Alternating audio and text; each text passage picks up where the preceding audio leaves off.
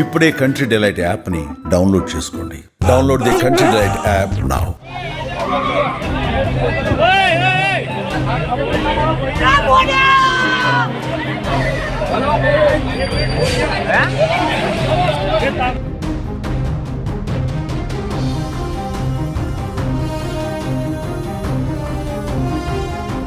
అహ్మదాబాద్ విమాన ప్రమాదంలో మృత్యుంజయుడు రమేష్ విశ్వాస్ కుమార్ కు సంబంధించిన మరో వీడియో వైరల్ గా మారింది. దట్టమైన మంటలు, పొగల మధ్య రమేష్ నడిచి వస్తున్న దృశ్యాలు సోషల్ మీడియాలో వైరల్ అవుతున్నాయి. అహ్మదాబాద్ విమాన ప్రమాదంలో మృత్యుంజయుడు రమేష్ విశ్వాస్ కుమార్ గురించే దేశమంతా చర్చించుకుంటోంది.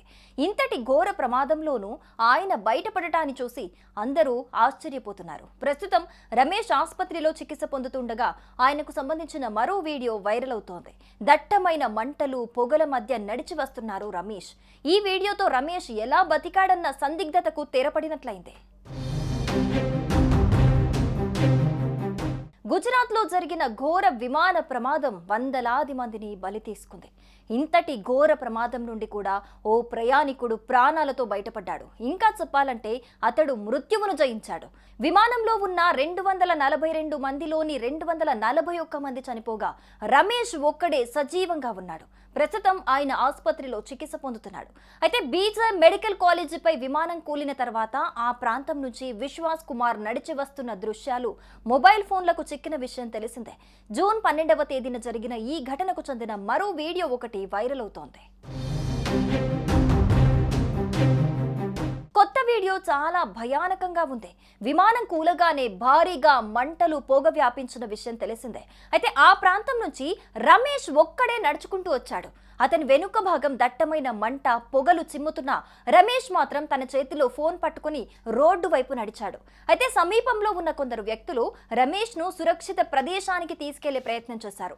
రమేష్ తెలుపు రంగు టీషర్ట్ ధరించినట్లు వీడియోలో ఉంది. ఎడమ చేతిలో మొబైల్ ఫోన్ పట్టుకొనున్నాడు.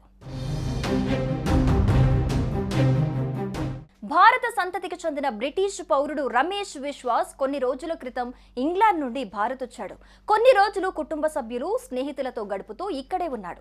అనంతరం తన సోదరుడు అజయ్ కుమార్ తో కలిసి అహ్మదాబాద్ విమానాశ్రయం నుండి లండన్ వెళ్తూ ఉండగా ప్రమాదానికి గురయ్యాడు. రమేష్ ఎమర్జెన్సీ ఎగ్జిట్ డోర్ కు దగ్గరగా ఉన్నాడని, విమాన ప్రమాదాన్ని పసిగట్టిన అతడు అత్యంత చాకచక్యంగా వ్యవహరించి అందులోంచి దూకి ప్రాణాలు కాపాడుకున్నట్లు తెలిసిందే.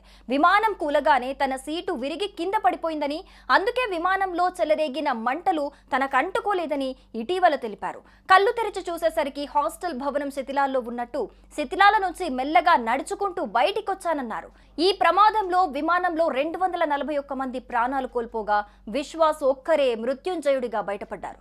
ఇక విమానం భవనంపై కూలటంతో అందులోని 33 మంది మృతి చెందిన సంగతి మనందరికీ తెలిసిందే.